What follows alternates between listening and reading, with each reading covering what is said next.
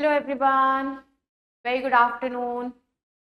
Welcome to this amazing session जिसमें हम discuss करने वाले हैं बहुत सारे practice question from the chapter cell the unit of life and cell cycle cell division. Okay, सुबह आपने मॉर्निंग टाइम में इन्हीं दोनों चैप्टर से PYQ कवर करें, थ्योरी कवर करी है, फ्रीक्वेंटली आज टॉपिक्स कवर किए गए थे. Now we are doing the practice of both the chapter. ठीक है, तो चलो जल्दी से क्वेश्चंस करते हैं. क्वेश्चन मेरे आंसर बताने से पहले आपका आंसर चैट में आ जाना चाहिए, जिससे आपको पता चलेगा कि कितना आपको आता है, सही आता है कि नहीं आता है. और जो क्वेश्चन में आप अटकोगे please mark that particular topic कि ये आपको आफ्टर द सेशन फिर से एक बार रिवाइज करना है. ऑलराइट, चलो तो स्टार्ट करते हैं. पहले हम लोग करने वाले cell the unit of life से question. So the very first question in front of you, it is that cell theory is not applicable for. Cell theory किस पे applicable नहीं है? Cell theory is not applicable for. भाई cell theory जो है वो क्या बोलती है? Cell theory given by Schleiden and Schwann, उन्होंने बताया था that all living organisms they are composed of cells and product of cell and all new cells arise from pre-existing cell. ये स्टेटमेंट उसमें बाद में ऐड हुई थी बाय रुडोल्फ वर्च्यू. तो यहाँ पूछ रहे cell theory is not applicable. Not applicable किसके लिए नहीं होगी? जिसमें सेल ही नहीं है. Because all living organisms they are saying they are made up of cell and product of cell. तो सेल किसमें नहीं है? बैक्टीरिया में है, फंगस में है, एल्गी में है, बट वायरस में नहीं है. तो option 4 is the correct option. Virus is the connecting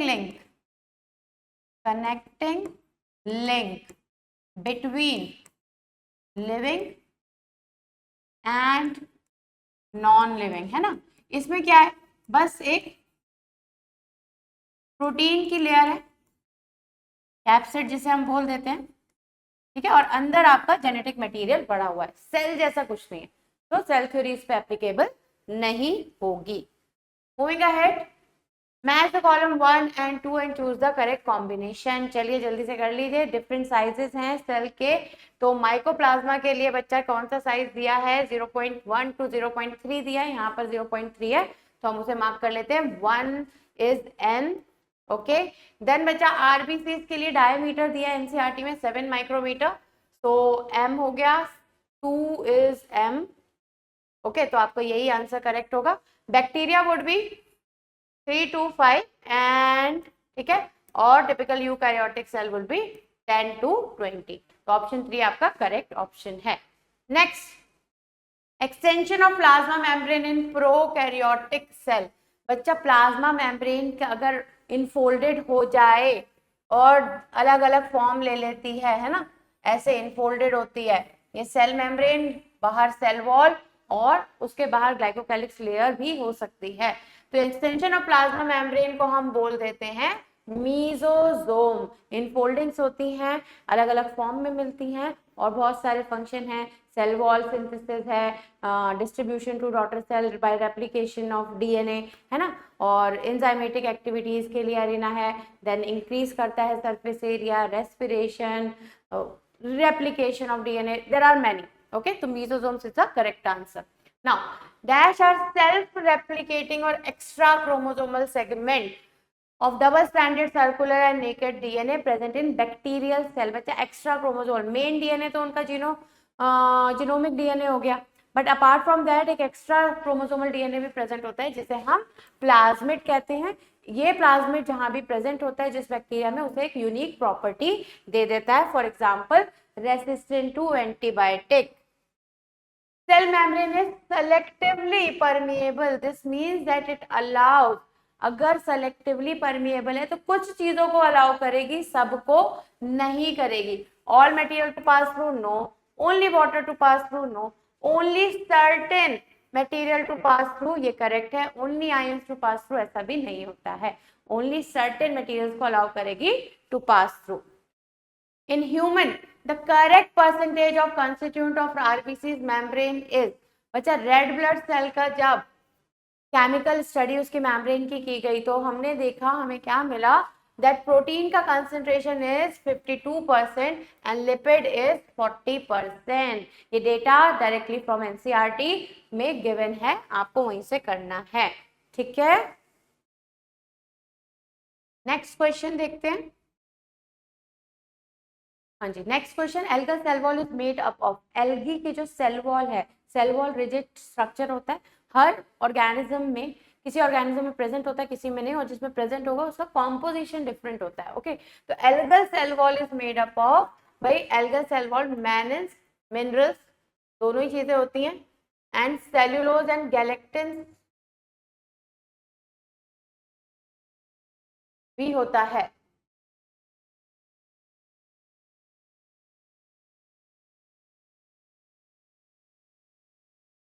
ना, राइट। तो सेल्यूलोज भी होगा, गैलेक्टिन्स भी होगा, मैनिन्स भी होगा, मिनरल्स, कैल्शियम कार्बोनेट होते हैं। तो आपका करेक्ट आंसर हो जाएगा option 4, both B and C, both B and C, second. Alright, cellulose, hemicellulose, pectin and protein किसका कॉम्पोजिशन होता है? प्लांट का होता है। Moving ahead, inner membrane of mitochondria form, बच्चा इनर मेम्ब्रेन जो होती है, आउटर मेम्ब्रेन जो होती है माइटोकॉन्ड्रिया की, वो स्मूथ होती है, बट इनर मेम्ब्रेन जो होती है it forms what? Cristae, infoldings, है ना। तो इन इनफोल्डिंग्स को हम क्रिस्टे बोल देते हैं। Moving ahead, which of these is wrongly matched? Chloroplast, chloroplast में क्लोरोफिल मिलता है, पिगमेंट, करेक्ट। इलाइयोप्लास्ट जो होते हैं वो ऑयल स्टोर करते हैं, स्टार्च स्टोर नहीं करते, ठीक है। इलाइयोप्लास्ट ऑयल स्टोर करते हैं, तो यही आपका इनकरेक्ट मैच, तो करेक्ट आंसर हो गया, this is correct, elaioplast protein करते हैं store. These are the types for what? Yes, plastids, है ना।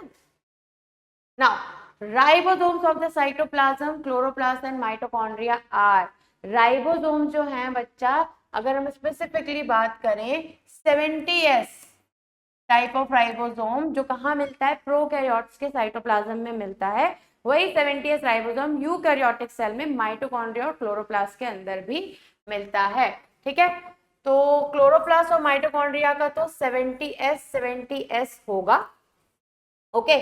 देन अब ribosome of the cytoplasm in chloroplast, mitochondria, अगर ये साथ में दिया है बच्चा, तो ये जरूर किसका दिया होगा? आपका, यहाँ पे स्पेसिफाइड नहीं है, but it is talking about eukaryotes, ठीक है। तो क्योंकि यूकैरियोट्स में आपको क्लोरोप्लास्ट और माइटोकॉन्ड्रिया मिलेगा ना, ओके। तो ribosome of the eukaryotic cytoplasm, तो यूकैरियोट्स के साइटोप्लाज्म में बच्चा 80s होता है, और क्लोरोप्लास्ट और माइटोकॉन्ड्रिया में 70s होता है, तो करेक्ट आंसर आपका 2 हो जाएगा। ऑलराइट, चलिए moving ahead, arrangement of microtubule in eukaryotic flagellum and eukaryotic centriole is, ठीक है बच्चा। माइक्रोट्यूब्यूल की अरेंजमेंट आपको यूकैरियोट्स के फ्लैजिला में, फ्लैजिला या सीलिया में मिलता है 9+2 अरेंजमेंट, ठीक है। 9 doublets of microtubule and 2 singlets जो सेंटर में प्रेजेंट होते हैं ऑफ माइक्रोट्यूब्यूल। बट अगर आप इसको सेंट्रियोल से कंपेयर करोगे, तो सेंट्रियोल में बच्चा 9+0 अरेंजमेंट होती है माइक्रोट्यूब्यूल की, पेरीफेरी में 9 होते हैं ट्रिपलेट्स ऑफ माइक्रोट्यूब्यूल, ठीक है, ट्रिपलेट्स ऑफ माइक्रोट्यूब्यूल, और सेंटर में कोई माइक्रोट्यूब्यूल नहीं होता है, एक प्रोटीनिशियस सेंट्रल हब होता है बस, तो 9+0 होता है। ऑलराइट, तो 9+2 एंड 9+0 रिस्पेक्टिवली। चलिए moving ahead, select the wrong statement with respect to the structure of a plant cell. wrong statement बताना है। cellulosic cell wall is present inside the cell membrane, यही आपका गलत हो गया भाई। प्लांट्स के अंदर सबसे पहले आपको क्या मिलेगा? सेल मेम्ब्रेन, अंदर की तरफ से बाहर जा रहे हैं, उसके बाद बच्चा आपको क्या मिलेगा? अगर एक मैच्योर प्लांट को देखोगे तो यहाँ सेकेंडरी सेल वॉल, और सेकेंडरी सेल वॉल के भी बाहर प्रेजेंट होता है क्या? प्राइमरी सेल वॉल, है ना, प्राइमरी सेल वॉल के अंदर की तरफ बनता है secondary cell wall, but plasma membrane तो सबसे अंदर ही रहेगा। तो cellulosic cell wall is present inside, wrong, it is outside. तो यही आपका करेक्ट आंसर हो गया। सेंट्रियोल एब्सेंट होते हैं, लास्ट सेंट्रल वैक्यूल प्रेजेंट होता है, 90% अराउंड स्पेस ले लेता है। Golgi apparatus is formed of a number of unconnected unit जिन्हें हम डिक्टियोसोम बोल देते हैं, ये भी करेक्ट है। Next, non membrane bound cell organelle is are. Non membrane bound मतलब मेम्ब्रेन लेस सेल ऑर्गेनल कौन सी होती है? राइबोसोम होती है बच्चा, सेंट्रियोल भी नॉन मेम्ब्रेन होते हैं, न्यूक्लियोलस भी नॉन मेम्ब्रेन होता है, बट वो सेल ऑर्गेनल नहीं है। That is just a body that is present, darkly stained body जो कि न्यूक्लियस के अंदर मिलती है, and it is the site for ribosomal RNA synthesis. ठीक है, अभी नीट 2026 का ही क्वेश्चन है ये, तो आपका both 1 and 2 would be the correct answer. Next, mitochondria and chloroplast are, दोनों ही के अंदर हमें क्या मिलता है भाई? खुद का डीएनए मिलता है, खुद के आरएनए होते हैं, राइबोसोम खुद की होती हैं, तो पूरा प्रोटीन सिंथेसाइजिंग मशीनरी है, plus it divide itself by the method of binary fission, है ना। तो इसीलिए ये सेमी ऑटोनॉमस ऑर्गेनल होती हैं दोनों ही, formed by division of pre-existing organelle and they contain DNA but lack protein synthesizing machinery। नहीं, खुद का प्रोटीन सिंथेसाइजिंग मशीनरी होता है, खुद का राइबोसोम होता है, प्रोटीन बना सकते हैं। ओके, तो first statement correct but second is false. Okay, तो ऑप्शन 2 आपका करेक्ट हो गया। चलिए moving ahead now, column 1 and column 2, Golgi apparatus। Golgi apparatus बच्चा क्या करता है? It is the site for formation of glycoprotein and glycolipid, modification करवाता है प्रोटीन और लिपिड का। तो A3 देन लाइसोसोम में हाइड्रोलिटिक एंजाइम्स होती हैं, they can digest every kind, almost every kind of biomolecule. तो B का हो गया 4, यही आंसर हो गया आपका। Vacuole, trap waste and excretory product and ribosome synthesis of protein. Moving ahead, the main arena of cellular activity in plant, बच्चा main arena cellular activity जहाँ सारी cellular activity होती है so that the cell can be kept in a living state, तो वो होता है cytoplasm। easy। चलो next, read the following statement, find out the correct statements। the shape of cell may vary with the function they perform। the shape of cell it may vary with the function they perform। true, जैसा function perform करते हैं उसके according में shape होता है cell का। the prokaryotic cells lack all membrane bound organelle, correct। Cleiden and German botanist, based on his study on plant tissue, that the presence of cell wall is unique character of plant cells, ये wrong है। Cleiden बच्चा German botanist थे, but ये statement that cell wall is unique character to plant, ये हमें श्वान ने दी थी, तो ये इनकरेक्ट हो गया। Based on their study on plant and animals, Schwann, a German zoologist, proposed the hypothesis that the bodies of animals and plants are composed of cells and product of cell। this is true। उन्होंने पहले animal की study करी थी, फिर plant की study करी थी, और फिर ये हाइपोथेसिस दिया था। रुडोल्फ वर्च्यूम ने मॉडिफाई किया था इस हाइपोथेसिस को and gave the cell theory of final shape, ये भी ठीक है। तो सी बस आपका इनकरेक्ट है, बाकी ए बी डी ई है ना। Just a second, the shape of cell may vary with the function they perform। the prokaryotic cell lack all membrane bound organelle, A और B correct है। based on their study on plant and animals, Schwann, a German zoologist, proposed the hypothesis that the bodies of animals and plants, they are composed of cells and product of cells। Rudolf Virchow modified the hypothesis of Schleiden and Schwann and gave the cell theory a final shape। just a second, alright people, तो यहाँ पर A B D और ई चारों ही correct हैं, क्योंकि option में दिया नहीं है। ओके, तो आप बच्चा ए बी डी ई चारों को ही करेक्ट लो, there is no confusion about it. Option में थोड़ा टाइपिंग एरर है। ओके, चलिए moving ahead, Which of these statement is are true? The surface area available for cellular functions in a prokaryotic cell is less than in a eukaryotic cell. Correct? ठीक है, क्योंकि prokaryotic cell they are smaller than the eukaryotic cell. The total genome size of prokaryotic cell is always less than that of a eukaryotic cell. ये भी ठीक है. Unlike eukaryotes, no special respiratory organelles are found in prokaryotes, hence they respire at a much lesser rate than the eukaryote. आपका eukaryotic cells show various membrane bound organelles such as chloroplast and nucleus, while ribosomes are the only membrane bound organelle found in prokaryote. First, second and fourth would be correct. ये आपका incorrect होगा. Although कोई respiratory organelle found नहीं होती prokaryotes में, but उनका respiratory rate is still matched with the eukaryote. ठीक है, चलो moving ahead now. Moving ahead, Rudolf Virchow modified the hypothesis of Schleiden and Schwann to give the theory the final shape. Correct. Initially, cell theory does not explain how new cells were formed. This is also correct. सबसे पहले जब Schleiden and Schwann ने cell theory दी थी तो उन्होंने सिर्फ ये बताया था that all living organisms they are composed of cells and product of cells. But ये सेल्स आ कहाँ से रहे हैं, ये बाद में रुडोल्फ वर्च्यू ने बताया था, तो पहले इसमें वो चीज नहीं थी. तो both statement 1 and 2 are the correct statement. Read the following statement and found out the incorrect statement.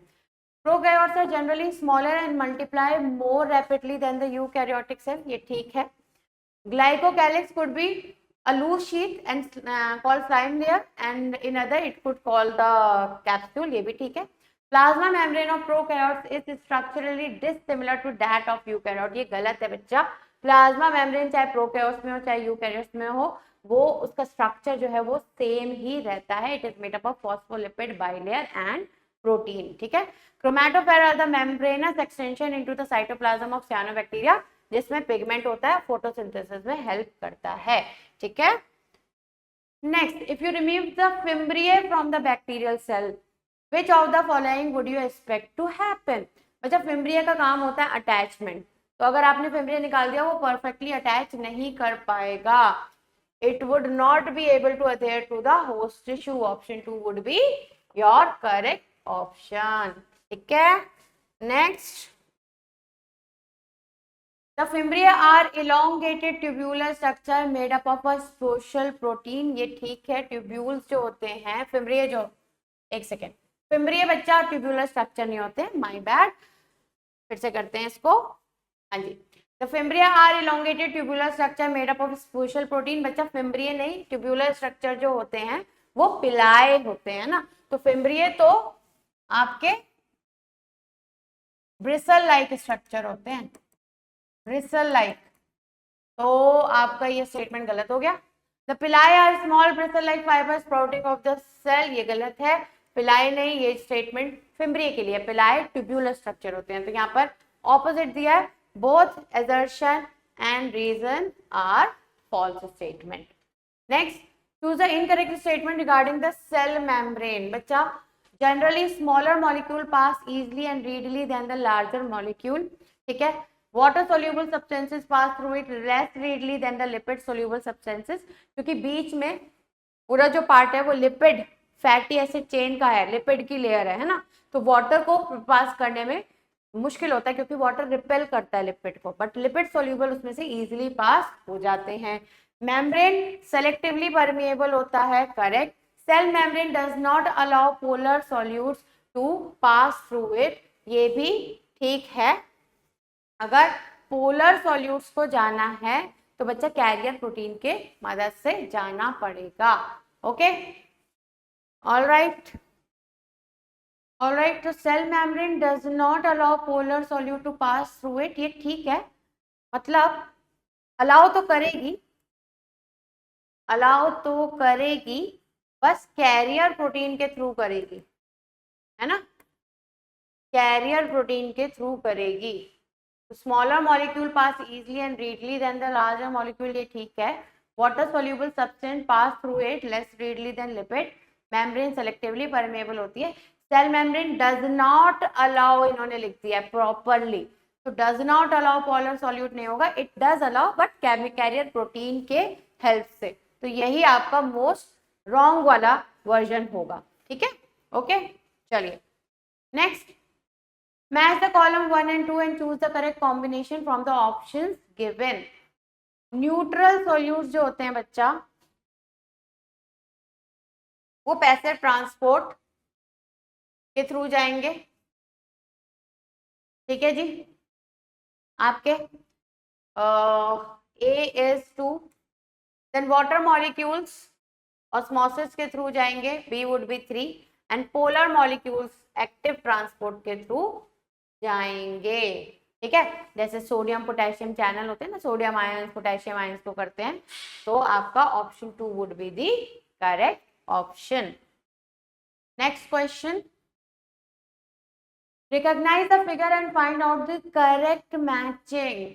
बच्चा आपको यहाँ पर rough endoplasmic reticulum and smooth endoplasmic reticulum दिखाया गया है ना, एनसीईआरटी का डायग्राम है, तो दिस पार्ट इज, अगर नहीं दिख रहा है तो this is A, this is B, this one is C, we will see, and D and E। एक बार देख लेते हैं। A का पार्ट है बच्चा, that is, शुरू करते हैं पहले B पार्ट से, B would be, B क्या है, न्यूक्लियर कोर है क्या, image is not that clear, just a second, चलो एक एक करते हैं। ABCDE, E जो है वो रफ एंडोप्लाज्मिक है क्या, नहीं, E स्मूथ एंडोप्लाज्मिक रेटिकुलम हो सकता है, ठीक है, ये भी गलत हो गया। देन बच्चा आपका यहाँ पे दिया है C, रफ एंडोप्लाज्मिक रेटिकुलम, तो ये C है आई गेस, तो C is rough endoplasmic reticulum, ठीक है। देन बच्चा A, राइबोसोम्स दिखाए हैं, तो A इज राइबोसोम, T जो है वो न्यूक्लियस शो किया है, ठीक है, and then we have the B as the nuclear core, ठीक है। तो अपना तो हम लिख भी देते हैं यहाँ पे थोड़ा सा, आपका ये B वाला पार्ट है, this is nucleus, okay, D वाला पार्ट जो हो गया न्यूक्लियर कोर, E जो हो गया बच्चा वो RER हो गया, C RER हो गया, E जो है वो आपका SER हो गया, ठीक है, एंड A आपका राइबोसोम हो गया, ठीक है। D is nuclear core, B nucleus, आपका ये करेक्ट आंसर हो जाएगा। चलो moving ahead, next, select the option with correct labelling of given structure of Golgi apparatus, ठीक है। तो देखो चीजें कहाँ से एंटर कर रही हैं बच्चा, चीजें एंटर यहां से कर रही हैं, all right, and it is moving out from here.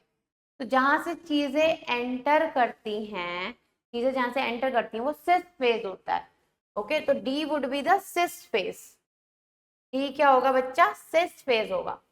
Then सी क्या हो जाएगा, ट्रांस फेज हो जाएगा, opposite phase. Then B would be the vesicle,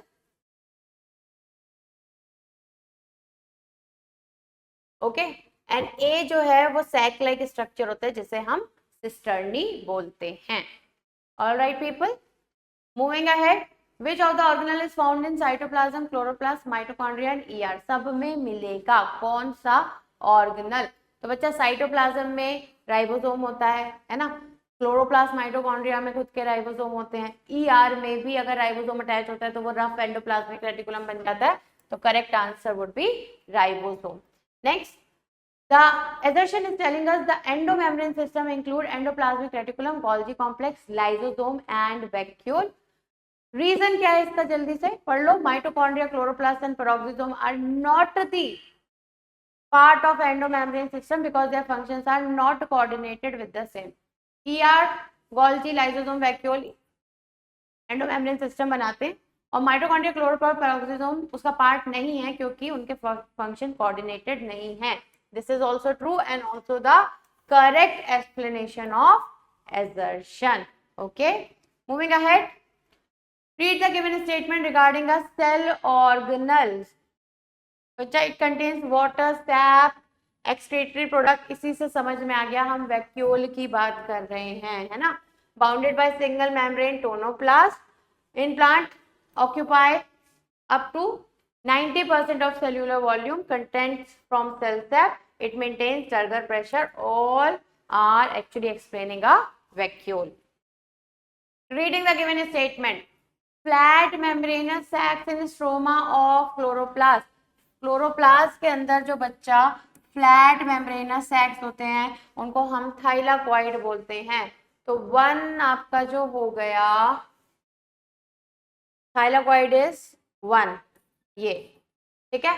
in foldings in mitochondria, in folding जो होती है माइटोकॉन्ड्रिया की इनर मेम्ब्रेन की, है ना, इनर मेम्ब्रेन की, वो क्या होती है, क्रिस्टे. क्रिस्टे. तो आपका सेकेंड जो हो गया वो क्रिस्टे सेकेंड. तो आपका यही आंसर आ जाएगा. डिश शेप्ड सैक इन गोल्गी apparatus सिस्टर्नी. ठीक है जी, चलिए. Study the following statement regarding mitochondria and select the correct ones. These are the site for aerobic respiration. Correct है भाई, माइटोकॉन्ड्रिया के लिए बताना है हमें. Matrix contains single circular double stranded DNA molecule, few RNA molecule, 70S type of ribosome. ठीक है.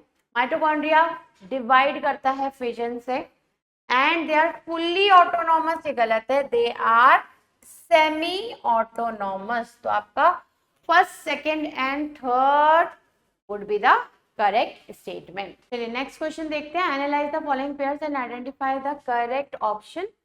Chromoplast जो होता है बच्चा वो कलर्ड प्लास्टिड होता है. ओके, उसमें क्लोरोफिल के अलावा क्लोरोफिल को छोड़ के there would be carotenoids and xanthophyll. तो contain pigment other than the chlorophyll, ये ठीक है. Leucoplast devoid of any pigment, this is correct. Devoid मतलब कोई पिगमेंट है ही नहीं. तो ल्यूकोप्लास्ट में कोई पिगमेंट नहीं होता है, कलरलेस प्लास्टिड होते हैं. रादर देन प्रोवाइडिंग कलर, वो स्टोरेज का काम करते हैं, राइट. तो ये भी ठीक है. अमाइलोप्लास्ट प्रोटीन को स्टोर नहीं करता है, कार्ब को स्टोर करता है. It is a type of leucoplast. Aleuroplast oil and fat को स्टोर नहीं करता है, प्रोटीन को स्टोर करता है. और बच्चा इलायोप्लास्ट कार्बोहाइड्रेट स्टोर नहीं करता है, वो ऑयल या लिपिड स्टोर करता है. तो आपका फर्स्ट और second would be correct, option 4. Next, leucoplast perform photosynthesis, this is wrong. Leucoplast नहीं करता है भाई, क्लोरोप्लास्ट करता है ना. और क्लोरोप्लास्ट स्टोर करता है फैट और स्टार्च एंड प्रोटीन को, ये भी गलत है. ल्यूकोप्लास्ट स्टोर करता है, राइट.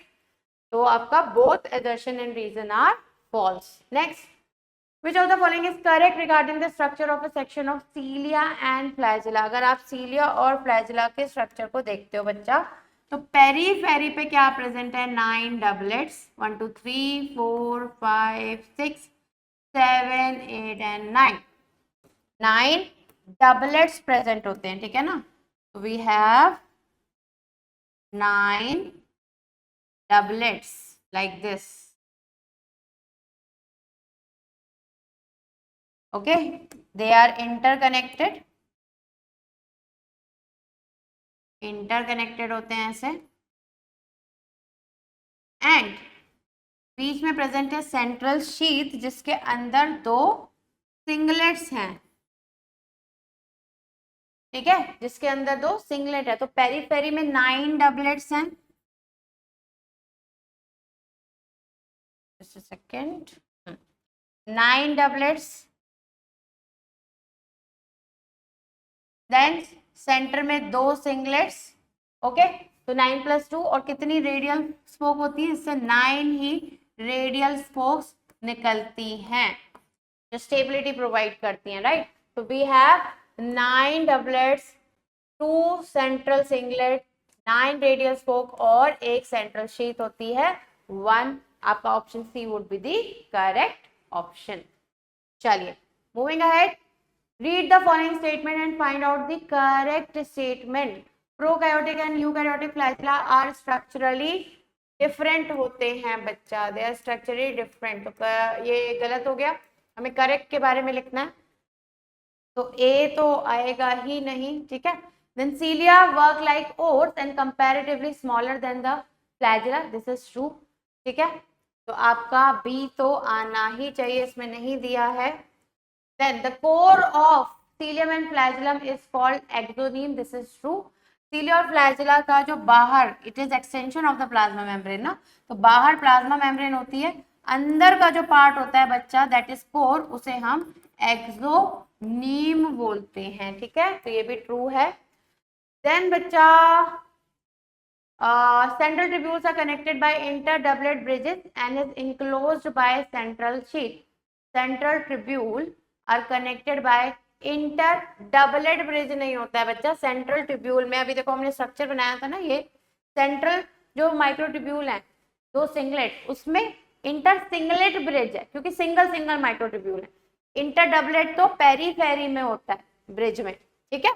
तो आपका central tubules are connected by singlet not doublet bridge, तो ये भी गलत हो गया। तो आपका ये तो करेक्ट नहीं हो सकता, डी वाला रॉन्ग है। सेंट्रल शीथ, यही आपका ऑप्शन आंसर होगा। Central sheath is connected to one of the tubule of each peripheral doublet by radial spoke, 9 radial spoke होते हैं, ठीक है।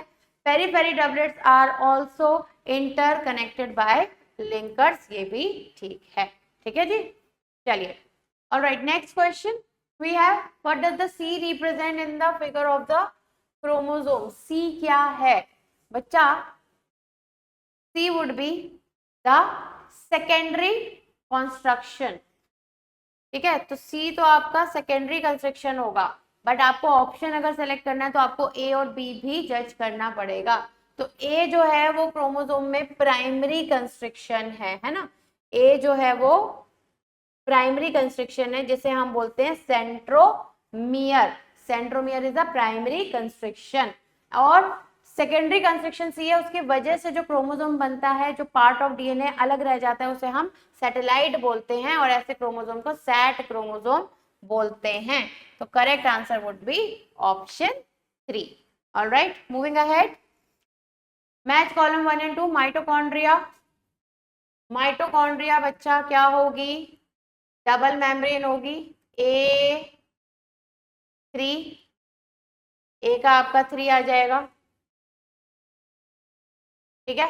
देन बच्चा लाइजोसोम क्या होगा? लाइजोसोम सिंगल मेम्ब्रेन होती है, तो आपका जो है B2 आ जाएगा। देन राइबोसोम विदाउट मेम्ब्रेन होती है, C1 आ जाएगा। एंड न्यूक्लियस फिर से डबल मेम्ब्रेन होगी, तो 3 आ जाएगा। Option 3 would be correct option. Next,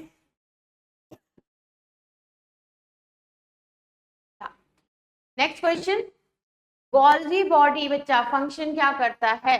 Golgi body का फंक्शन है बच्चा secretion, storage, vacuole. Okay, secretion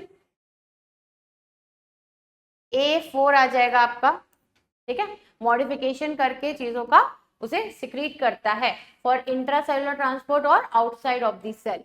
then mitochondria जो होता है बच्चा वो रेस्पिरेशन में हेल्प करता है, बी का 5 हो जाएगा, तो यही आपका करेक्ट ऑप्शन होगा। बाकी देख लेते हैं। वैक्यूल जो है वो स्टोरेज का काम करता है, C1। रेना फोटोसिंथेसिस होता है, ठीक है। तो option 1 would be correct. Moving ahead, match column 1 and 2। Nucleolus बच्चा अभी आपका नीट 2026 का ही क्वेश्चन है, पहले भी पूछा गया है, फ्रिक्वेंटली आज टॉपिक में आ सकता है, इसको इंक्लूड कर सकते हो आप। न्यूक्लियोलस बच्चा एक बॉडी होती है, न्यूक्लियस के अंदर मिलती है, और it is the active site for ribosomal RNA synthesis. तो A would be 4, A would be 4। Then SCR जो होता है वहां पर लिपिड का सिंथेसिस होता है, स्मूथ एंडोप्लाज्मिक रेटिकुलम, B1 है ना। देन C पेरोक्सिसोम, पेरोक्सिसोम में बच्चा ग्लाइकोलेट मेटाबॉलिज्म होता है, तो आपका C हो जाएगा 2। एंड प्लाज्मोडेस्माटा इंटरसेल्यूलर कनेक्शंस होते हैं दो प्लांट सेल्स के बीच में जो हेल्प करते हैं ट्रांसपोर्ट में, ठीक है। तो आपका डी हो जाएगा जी 3, आपका option 3 would be correct option. Next column 1 and column 2 match करिए। लाइसोसोम, लाइसोसोम में बच्चा हाइड्रोलिटिक एंजाइम्स होती हैं जो एसिडिक पीएच पे एक्टिव होती हैं, तो ए वुड बी 2, तो यही आपका करेक्ट आंसर हो जाएगा। बाकी देख लेते हैं। Ribosome protein synthesising machinery, alright. Smooth endoplasmic reticulum, steroid का भी सिंथेसिस होता है यहाँ पे लिपिड के साथ साथ, तो C3 हो जाएगा। And D4 that is centriole formation बनाता है किसका, स्पिंडल फाइबर का। Next, according to the fluid mosaic model, the quasi fluid nature of lipid enables lateral movement of the protein within the overall bilayer. This ability to move within the membrane is measured as its fluidity. ये true statement है about plasma membrane। उसके quasi fluid nature का reason है lipid का होना, ठीक है, और लिपिड अलाउ करता है लेटरल मूवमेंट ऑफ प्रोटीन को। Fluidity of the plasma membrane is mainly due to the presence of carbohydrate, ये आपका गलत हो गया। Fluidity is because of lipid, ठीक है। तो आपका A assertion is true but the reason it is false। चलिए नेक्स्ट, एंडोप्लाज्मिक रेटिकुलम क्या करता है भाई? Endoplasmic reticulum, just a second, synthesis करवाएगा लिपिड का, ठीक है, SCR स्पेसिफिकली। तो आपका A3। फ्री राइबोसोम बच्चा नॉन सेक्रेटरी प्रोटीन का सिंथेसिस करवाता है, प्रोटीन सिंथेसाइजिंग मशीनरी है, B4 हो जाएगा। माइटोकॉन्ड्रिया बच्चा सेल्यूलर रेस्पिरेशन का काम करता है, C1 हो जाएगा। एंड डी कॉन्ट्रेक्टाइल वैक्यूल जो है वो ऑस्मो रेगुलेशन और एक्सक्रीशन करवाता है, तो option 2 would be correct. Osmoregulation excess water को, वेस्ट को बाहर निकालता है। ओके, तो with this we are done with the अभ्यास part for the cell, the unit of life chapter. Next we will be doing the cell cycle and cell division chapter. Alright student, तो next chapter है cell cycle and cell division. इसमें अब हम अभ्यास session में बहुत सारे practice question इस चैप्टर से करने वाले हैं। चलो let us begin. First question here is asking how many chromosomes with the cell have at G1 after S and after M phase respectively? If it has 14 chromosome at interphase, diploid number आपको दे दिया है बच्चा chromosome का 14 interface पे, तो G1 में तो कोई चेंज नहीं आएगा, G1 में कोई चेंज नहीं आएगा तो 14 ही रहेगा। S में कोई चेंज आता है क्या?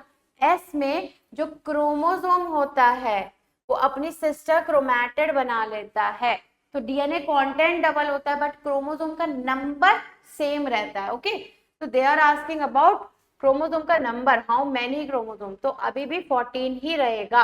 Okay, and after M phase respectively, after M phase क्या होता है? एम फेज माइटोटिक फेज है यहाँ पर, जो इक्वेशनल डिवीजन है, तो इक्वेशनल डिवीजन है तो आपने 14 से स्टार्ट करा तो आपको 14 ही मिलेगा। आफ्टर एम फेज ये 14 ही रहेगा, तो 14 14 14 option 2 would be correct option. ठीक है, moving ahead, the graph given shows the change in DNA content during various phases A to D in a typical mitotic cell. Identify the phases and select the correct option। देखो आपने किससे शुरू करा है?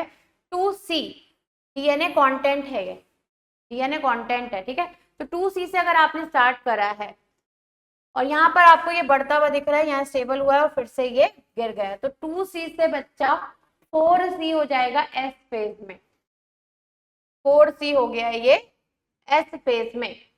ठीक है, G1 में अगर 2C है तो बच्चा आपका S फेज में कंटेंट डबल हो जाता है, क्योंकि एक क्रोमैटिड अपनी सिस्टर क्रोमैटिड बना लेती है, तो क्रोमोसोम नंबर तो अभी 1 ही है, पहले 1 था अभी भी 1 ही है, बट डीएनए कंटेंट डबल हो जाता है ना, तो S फेज में 4C हो जाएगा वो।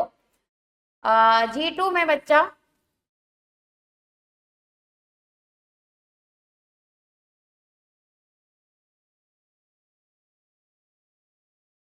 G2 में वो क्या रहेगा, 4C ही रहेगा, और आफ्टर M फेज वो फिर से 2 डॉटर सेल बनाएगा जिसमें कंटेंट इक्वली डिवाइड हो जाता है 2C 2C। ठीक है, तो आपका G1 में रहेगा वो 2C, यहाँ पर A हो गया G1, S फेज में फिर 4C जाएगा। ठीक है, B हो गया यहाँ S फेज। फिर बच्चा यहाँ पर G2 में वो क्या रहेगा, G2 में वो रहेगा 4C पे, एंड D में फिर से कम होके कहाँ आ जाएगा, 2C M फेज में, ये M फेज हो जाएगा। ठीक है, तो option C would be the correct option. Next, if a tissue at a given time has 1024 cell, how many cycles of mitosis had the original parental single cell undergone? Okay, तो बच्चा अगर ऐसे type का cell आएगा तो 2 raised to the power n is equal to 1024, ये आपका formula है। n stand for the number of mitotic division, यहाँ पे जो पूछा है कितनी साइकिल्स ऑफ माइटोसिस है, तो 2 को कितनी बार हम करेंगे, 2 2 जा 4 2 जा 8 2 जा 64, 2 2 जा 4 2 जा 8 2 जा 16 32 64, देन बच्चा 128 into 2 256 into 2 would be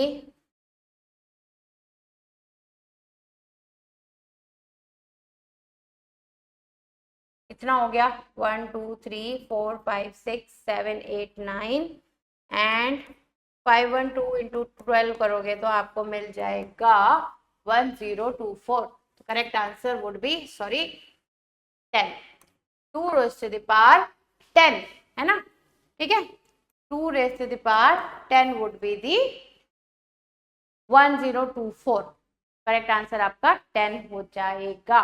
चलिए moving ahead, A cell division time is 1 minute. Cell का डिवीजन टाइम, अच्छा क्वेश्चन है, ध्यान से देखो। A cell division time is 1 minute. एक सेल 1 मिनट में डिवाइड होके डबल कंटेंट कर रहा है अपना। ठीक है, 1 minute, every minute it is doubling, क्योंकि 1 से 2 सेल बन जा रहे हैं। ओके, इन 20 मिनट्स का culture tube is 1/8 filled। 20 minutes में बच्चा वो 1/8 filled है। When the tube will be fully filled पूछा है, तो बच्चा 20 मिनट्स में 1/8 filled है। ठीक है, every time in every minute the content is getting double. Since the content is getting double, तो बच्चा अगर 20 मिनट में वो 1/8 filled है तो 21 मिनट में क्या होगा, 1 का 8 का डबल हो जाएगा, तो 1/4 रह जाएगा। ठीक है, देन 22 मिनट्स में क्या होगा, वो 1/4 का डबल हो जाएगा, तो 1/2 रह जाएगा, हाफ फिल हो गया। और बच्चे 23 मिनट में, नेक्स्ट 1 मिनट में वो फिर से डबल होगा और पूरा 1 मतलब फुल्ली फिल्ड हो जाएगा। तो correct answer 23 minutes, option 2 would be the correct option. ठीक है, चलिए next, centriole undergo duplication during first and second and begin to move towards opposite poles of the cell during third stage of fourth. centriole undergo duplication, बच्चा centriole duplicate होते हैं during S phase within the cytoplasm, जब DNA का replication होता है। ठीक है, तो S phase में होते हैं और S phase इंटरफेज का पार्ट है, ये हमें पता है। Then begin to move towards opposite pole of the cell during, अब ऑपोजिट पोल्स पे जाना कब शुरू करते हैं, प्रोफेज में, प्रोफेज में। और प्रोफेज मेटामाइटोसिस का फर्स्ट स्टेज होता है, prophase, metaphase, anaphase and telophase, है ना। तो option 1 would be correct option. Recognise the figure and find out the correct matching. Correct matching बतानी है भाई, देखो एनसीईआरटी से डायग्राम है, क्लियरली मेंशन्ड है। ठीक है, एनसीईआरटी में तो ए जो है, बी है और सी है। ए बच्चा जो है दैट इज आपका अर्ली प्रोफेज, जब क्रोमोसोम ने जस्ट स्टार्ट किया है कंडेंस होना, और न्यूक्लियर मेम्ब्रेन अभी भी आपको इंटैक्ट दिख रही है। ओके, तो अर्ली प्रोफेज है ए इज अर्ली प्रोफेज, इसी में ही दिया है तो यही करेक्ट ऑप्शन होगा। बी लेट प्रोफेज है, देखो न्यूक्लियर मेम्ब्रेन ब्रेक होना शुरू हो गई है और क्रोमोसोम ऑलमोस्ट कंडेंस हो गए हैं, तो B is late prophase. And C में क्रोमोसोम स्पिंडल फाइबर अटैच हो गए हैं क्रोमोसोम से and they are moving to go and align over the central equatorial plane. तो आपका सी जो है वो ट्रांजिशन टू मेटाफेज है, option 1 would be correct. Next, the two chromatid of metaphase chromosome represent। बच्चा मेटाफेज में क्या होता है, मेटाफेज का सेल अगर हम बनाएं जल्दी से, तो मेटाफेज में जो सारे क्रोमोसोम होते हैं they align on the equatorial plane, है ना। All the chromosome they align on an imaginary plane जिसे हम इक्वेटोरियल प्लेन कहते हैं। और स्पिंडल फाइबर अराइज होता है कहाँ से, सेंट्रियोल से, and it attaches to the kinetochore of the centromere region of the your chromosome। and the two chromatid of metaphase chromosome represent। तो दो chromatid of metaphase chromosome क्या रिप्रेजेंट करते हैं, replicated chromosome to be separated at anaphase, correct, यही है ना। ये जो दो क्रोमैटिड्स आपको क्रोमोसोम की दिख रही हैं, ये एक्चुअली एस फेज से पहले सेल क्रोमोसोम ऐसा था, having single chromatid. After S phase of interphase ये क्रोमोसोम ऐसा दिखने लगा। तो इसमें ये दो जो है वो रेप्लिकेटेड सिस्टर क्रोमैटिड्स होती हैं जो कि आगे जाके एनाफेज में सेपरेट हो जाती हैं, तो option 1 would be correct option. Next, during anaphase the centromere of each chromosome split and chromatid separate, ये ट्रू है। एनाफेज में सेंट्रोमियर स्प्लिट हो जाता है और क्रोमैटिड डॉटर क्रोमैटिड जो होती हैं या डॉटर क्रोमोसोम बोल रहे हो वो सेपरेट हो जाते हैं और ये ऑपोजिट पोल की तरफ मूव करते हैं, तो ये भी ट्रू है। एंड दोनों एक दूसरे को एक्सप्लेन भी कर रहे हैं, option 1 would be correct option. Next, mitotic anaphase differ from metaphase in possessing. Mitotic anaphase कैसे डिफरेंट है मेटाफेज से, same number of chromosome and the same number of chromatid, wrong, अलग हो जाता है बच्चा। Half number of chromosome and half number नहीं, half the number of chromosome, same number of chromatid, same number of chromosome and half number of chromatid।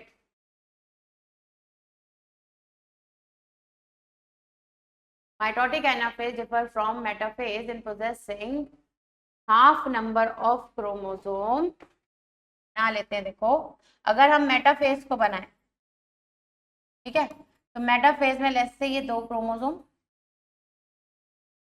और इसके पास 4 chromatid,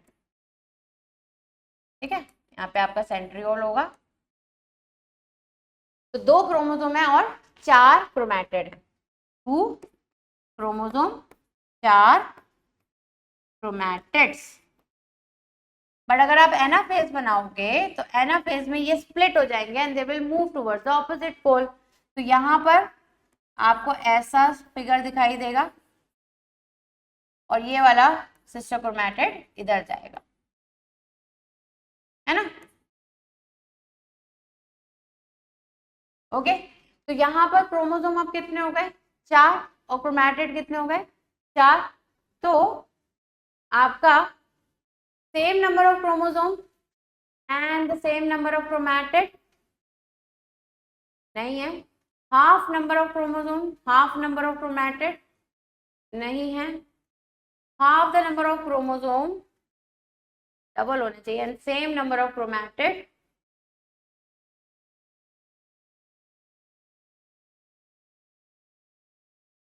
same number of chromosome and half number of chromatids।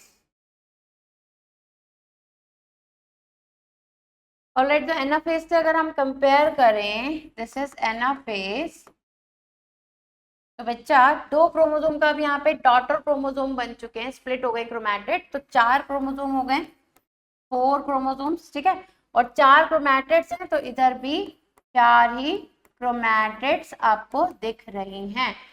तो अगर आप metaphase को देखोगे तो metaphase में और एनाफेज में क्रोमोसोम का नंबर एनाफेज से मेटाफेज में हाफ है ना, बट क्रोमैटिड का नंबर सेम है।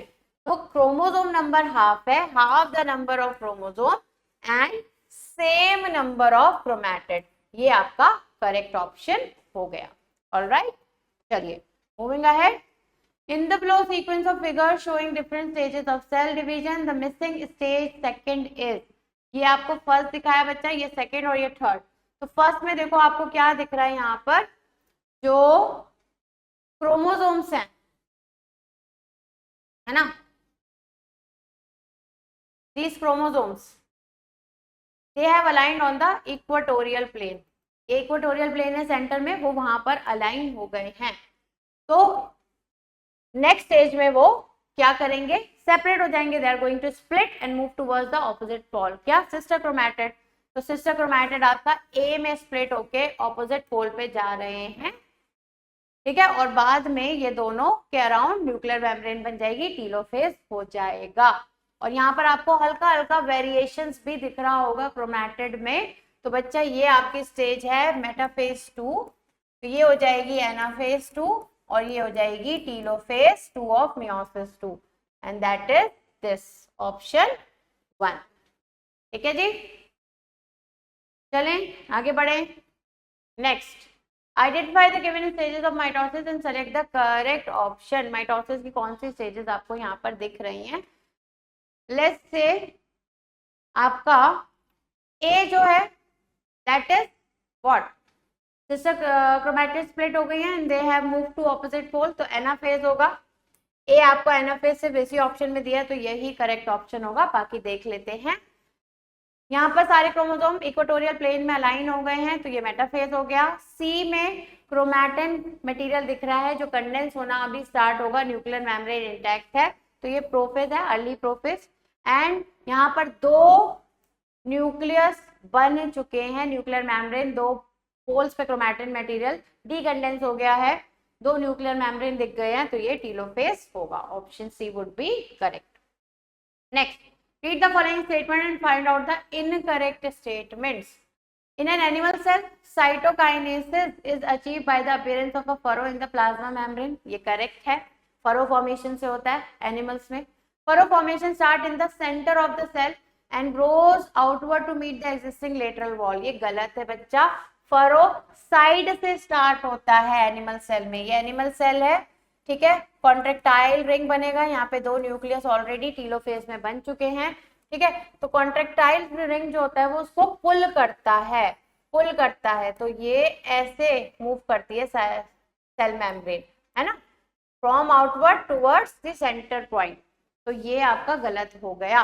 Cell plate represent middle lamella, correct है।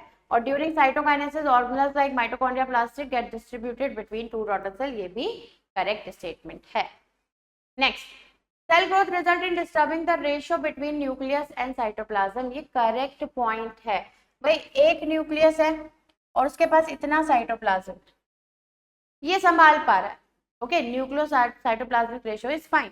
बट जैसे ही बच्चा ये न्यूक्लियस इतना ही है और सेल बहुत बड़ा हो गया है, तो न्यूक्लियस साइटोप्लाज्मिक रेशियो डिस्टर्ब हो जाता है, और जब ये डिस्टर्ब होता है तो ये सेल इवेंचुअली डिवाइड कर लेता है अपने 2 डॉटर सेल्स में, ठीक है। तो cell growth result in disturbing the ratio between the nucleus and cytoplasm, this is true. Mitosis help the cell to restore the nucleocytoplasmic ratio, ये करेक्ट है।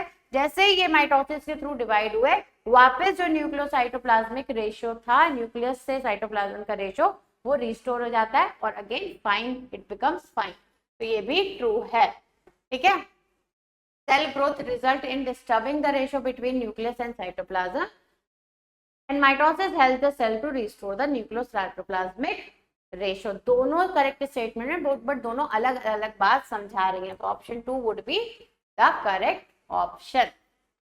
Next, what do 1 and 2 represent in the given flow chart। देखो parental cell 2n यहाँ पर दिया है, mitosis 1 के बाद 2 daughter cell बनेंगे, तो माइटोसिस 1 क्या होती है बच्चा, रिडक्शनल डिवीजन होती है ना, और रिडक्शनल डिवीजन होगी तो क्रोमोसोम नंबर क्या हो जाएगा, हाफ हो जाएगा, तो 2n से n हो जाएगा। अब ये दोनों डॉटर सेल कहाँ जाएंगे, मियोसिस 2 में एंटर करेंगे। मियोसिस 2 जो होता है बच्चा वो इक्वेशनल डिवीजन होता है, जस्ट लाइक और सिमिलर टू माइटोसिस। तो यहाँ 4 डॉटर सेल बनेंगे जो हैप्लॉइड ही होंगे, तो आपका 1 भी हैप्लॉइड होगा और 2 भी हैप्लॉइड होगा, option 2 would be correct. Okay, next, which of the following correctly show the pair of homologous chromosome at the start of meiosis? Correctly show the pair of homologous chromosome at the start of meiosis. तो बच्चा start जब होगी meiosis तो homologous chromosome कुछ ऐसे दिखेंगे, option D would be correct. क्यों, homologous chromosome जो होते हैं बच्चा, एक मैटरनल आपकी मदर से आया आपकी बॉडी में, एक पैटर्नल, एक मैटरनल एक पैटर्नल होमोलॉगस पेयर बनाते हैं। जैसे फर्स्ट का पेयर है, सेकंड का पेयर है, थर्ड का पेयर है, ऐसे 23 पेयर्स ऑफ क्रोमोसोम है, टोटल 46 है ना, तो उसमें से एक मैटरनल एक पैटर्नल। तो बोलोगे मैम ये भी ले सकते थे, इसमें तो पहले ही वेरिएशन आ गई, तो वेरिएशन वाला तो आप उठाओगे नहीं, है ना। एंड ए क्यों नहीं लिया, क्योंकि homologous chromosomes are the one which are similar in same in structure, है ना, उनका जेनेटिक कॉम्बिनेशन भी, जो जेनेटिक कॉम्पोजिशन भी होता है वो भी सेम होता है, राइट। तो स्ट्रक्चर इन दोनों का सेम है, राइट। यहां पर तो एक बड़ा एक छोटा है, तो ये गड़बड़ हो गई, ये नहीं। This is the correct answer, option D. Next, which of the following is correct regarding the given figure? Regarding the given figure क्या करेक्ट है, देखते हैं। Number of pairs of homologous chromosome 1 2 3, 3 pairs है, ठीक है। नंबर ऑफ क्रोमैटिड कितने हैं, homologous chromosome कितने हैं, 3 पेयर, मतलब 6 क्रोमोसोम्स हैं, तो क्रोमैटिड डबल हो जाएंगे, दैट इज 12। ओके, गिन भी सकते हो, 1 2 3 4 5 6 7 8 9 10 11 12, alright. Then number of centromere is equal to number of chromosome, तो टोटल 6 क्रोमोसोम है, तो 6 आपकी सेंट्रोमियर होगी, option B would be correct, ठीक है। चलिए next, crossing over leads to the recombination of genetic material on the 2 chromosome. Crossing over leads to the recombination of genetic material on 2 chromosome. True, crossing over मतलब non sister chromatid of homologous chromosome एक दूसरे को overlap करते हैं और उसी reason में फिर जेनेटिक मटेरियल एक्सचेंज होता है, that is recombination. Crossing over is the exchange of genetic material between 2 homologous chromosome, this is also true. Crossing over leads to the recombination of genetic material on the 2 chromosome because it is the exchange of genetic material between 2 homologous chromosomes, दोनों ही true है, and also the correct explanation of assertion. Chiasmata are formed due to, chiasmata वहां बनते हैं जहां पर crossing over हुआ होता है, ठीक है। Crossing over of same part between homologous chromosome, crossing over of same part between non homologous chromosome, duplication of homologous and non homologous chromosome, loss of some part of chromosome. तो बच्चा एक chromosome आपका ये है, just a second,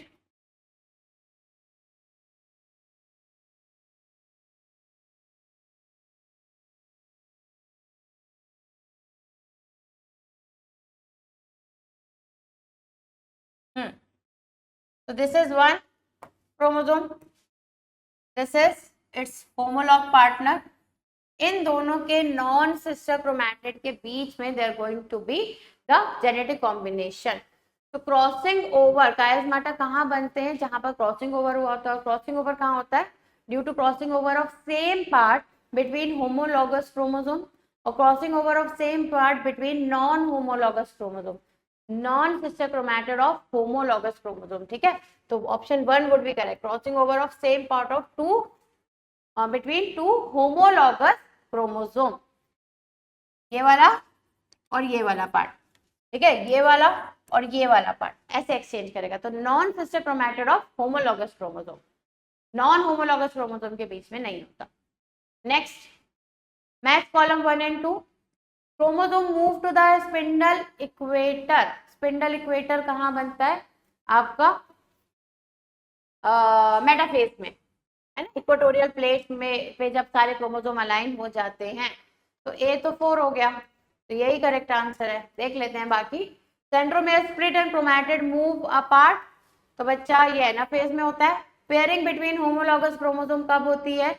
ये होती है zygotene में, ठीक है ना, हाँ जी। And crossing over between homologous chromosome, जिसे हम जिसकी वजह से रिकॉम्बिनेशन होती है, वो पेकाइटिन में होती है, D1। Okay, moving ahead. Thin thread like chromosome with a beaded appearance, select the correct option. Thin thread like chromosome with a beaded appearance आपको लेप्टोटीन स्टेज में दिखेगा, ठीक है। तो लेप्टोटीन तो सभी जगह आ रहा है। Appearance of recombination nodule, recombination nodule crossing, आपका क्रॉसिंग ओवर होता है बिटवीन, पेयरिंग होती है होमोलॉगस क्रोमोसोम की, ठीक है। किसकी वजह से? सिनेप्टोनिमल कॉम्प्लेक्स कहाँ बनता है? जाइगोटीन में। और उसके बाद पेकाइटीन में रिकॉम्बिनेशन होती है, रिकॉम्बिनेशन नोड्यूल बनते हैं, उसके पास रिकॉम्बिनेज एंजाइम होती है, उसकी वजह से, है ना। तो आपका पेकाइटीन में आपको रिकॉम्बिनेशन नोड्यूल दिखेंगे। देन बच्चा, फॉर्मेशन ऑफ बाईवेलेंट और टेट्राड। बाईवेलेंट मतलब दो होमोलॉगस क्रोमोसोम आपस में, दो होमोलॉगस क्रोमोसोम आपस में बच्चा पेयरिंग करेंगे through the formation of synaptonemal complex. तो इसको हम होमोलॉगस क्रोमोसोम के पेयर को हम क्या बोलते हैं? क्योंकि इसमें दो क्रोमोसोम है, बाईवेलेंट बोलते हैं। और बच्चा इसके अंदर क्रोमैटिड कितने? 4, 1 2 3 4, तो हम इसे टेट्राड भी बोल देते हैं। ये हमें दिख जाता है, ये बन जाता है एक्चुअली जाइगोटीन स्टेज में, जाइगोटीन स्टेज में, बट क्लियरली विजिबल कहाँ होता है? पेकाइटीन में, ठीक है, बट बन जाता है। Terminalization of chiasmata, last stage of process 1, that is diakinesis, and diplotene में कायस्माटा बन जाते हैं, दिख जाते हैं। तो option C would be the correct option.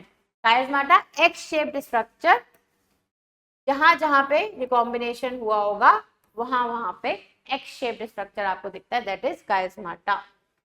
Next, the figure given below show a cell undergoing meiosis, which of the option below shows the next stage in the process। अब देखो यहाँ पे कायस्मा दिखाया है, what is chiasma? X shaped structure, है ना। ये जहां जहां रिकॉम्बिनेशन होता है वहां वहां आपको कायस्मा दिखता है। और कायस्मा अभी देखो कहां पर है? बिल्कुल एंड में है क्रोमोसोम के, पूरे लेंथ में नहीं दिख रहे हैं, एंड पॉइंट पे दिख रहे हैं, मतलब टर्मिनलाइजेशन ऑफ कायस्माटा हो चुका है। इसका मतलब ये स्टेज है diakinesis of prophase 1, last stage of prophase 1। तो इसके बाद क्या आएगा? मेटाफेज 1। और मेटाफेज 1 में होमोलॉगस क्रोमोसोम अलाइन करते हैं इक्वेटोरियल प्लेन पे। तो ये देखो homologous chromosome, homologous chromosome equatorial plane में ये अलाइन हो गए हैं। तो ऑप्शन 2 आपका करेक्ट ऑप्शन है। यहाँ पर सारे क्रोमोसोम इक्वेटोरियल प्लेन में अलाइन हुए, तो ये मेटाफेज 2 होगा, दिस इज मेटाफेज 1। तो ये आपका करेक्ट आंसर है, जो डायाकाइनेसिस ऑफ प्रोफेज 1 के बाद मेटाफेज 1 आएगा, ठीक है। चलिए next, what is the correct sequence of steps given here? homologous chromosome move towards opposite poles of the cell, chromatid do not separate, chromosome gather। अच्छा, सीक्वेंस बताना है हमें। तो सबसे पहले बच्चा homologous chromosome pair and exchange segment, सबसे पहले रिकॉम्बिनेशन होगा, प्रोफेज 1 में हो जाता है। तो homologous chromosome they pair and exchange segment, this is prophase 1, है ना। तो आपका थर्ड से स्टार्ट होगा, ये आपको इसी में दिया है, ये आपका करेक्ट ऑप्शन है। बाकी देख लेते हैं। फिर बच्चा होमोलॉगस क्रोमोसोम मेटाफेज 1 में सेंट्रल प्लेट पे अलाइन करेंगे, 4 आ गया। देन बच्चा होमोलॉगस क्रोमोसोम की स्प्लिटिंग होगी, बट क्रोमैटिड अभी भी सेपरेट नहीं हुए, anaphase 1। Then chromosome gather together 2 poles of the cell and nuclear membrane फिर से बन जाएगी, टीलोफेज 1, ठीक है। और फिर साइटोकाइनेसिस आ जाएगी, हैप्लॉइड सेल सेपरेट हो जाएंगे, दिस इज साइटोकाइनेसिस 1, ठीक है जी, ओके। तो आपका यही करेक्ट आंसर है, ऑप्शन 1। नेक्स्ट, साइनेप्सिस कहाँ पर होती है बच्चा? सिनेप्सिस इज जब होमोलॉगस क्रोमोसोम की पेयरिंग होती है, तो वो होता है by the formation of synaptonemal complex. वो होता है बच्चा आपका सेकेंड जाइगोटीन में, ठीक है, साइनेप्सिस A2। फिर बच्चा synthesis of RNA and protein. RNA और प्रोटीन कहाँ बनता है भाई? आरएनए और जो प्रोटीन है वो बन जाता है G2 फेज में, G2 फेज में बनेगा, ठीक है। B का 3 हो जाएगा। देन बच्चा action of enzyme recombinase. Recombinase enzyme pachytene में रिकॉम्बिनेशन नोड्यूल बना के recombination exchange of genetic material करवाता है। तो पैकाइटीन C5 ये करेक्ट हो गया। And centromere do not separate but chromosome move towards opposite pole, ये एनाफेज 1 में होता है। तो D का 4 हो गया। Okay, next, identify the given figure phases, select the correct option आपको बताना है। तो बच्चा देखो यहाँ पर क्या हो रहा है, दो मेटाफेजिक प्लेट बन रही है। दो मेटाफेजिक प्लेट आपको मेटाफेज 1 में दिखती है ना, जब होमोलॉगस क्रोमोसोम वहां पर अलाइन होते हैं। तो ऑप्शन बी ही होना चाहिए। फिर ये होमोलॉगस क्रोमोसोम सेपरेट हो गए तो एनाफेज 1 हो गया, और फिर यहाँ पर होमोलॉगस क्रोमोसोम ऑपोजिट पोल पे जाके उनके अराउंड न्यूक्लियर मेम्ब्रेन बन गया, ER गोल्जी सब वापस आ गए, तो दैट इज टेलोफेज 1। तो ऑप्शन बी इज करेक्ट, ठीक है।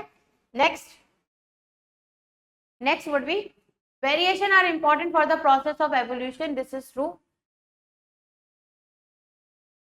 ट्रू है, वेरिएशन चाहिए ताकि कॉन्टिन्यूसली चेंजिंग एनवायरनमेंट में अडेप्टेशन हो सके एंड ऑर्गेनिज्म अकॉर्डिंगली इवॉल्व हो पाए। Meiosis increase the genetic variability in the population of organism from one generation to next, ये भी ट्रू है। Meiosis के थ्रू प्रोफेज 1 में जब जेनेटिक मटेरियल एक्सचेंज होता है तो नई कॉम्बिनेशंस बनती हैं, दैट आर वेरिएशंस, और ये वेरिएशंस इंपॉर्टेंट होती है किसके लिए? एवोल्यूशन के लिए। तो दोनों करेक्ट है and also the correct explanation of assertion, option 1 is correct. Okay, so with this we are done with the abhyas practice for this chapter as well. I hope you have done it properly. कहीं पे कोई confusion है, कुछ है तो उस topic को फिर से रिवाइज करो and I will see you in the next session. All right, bye, take care.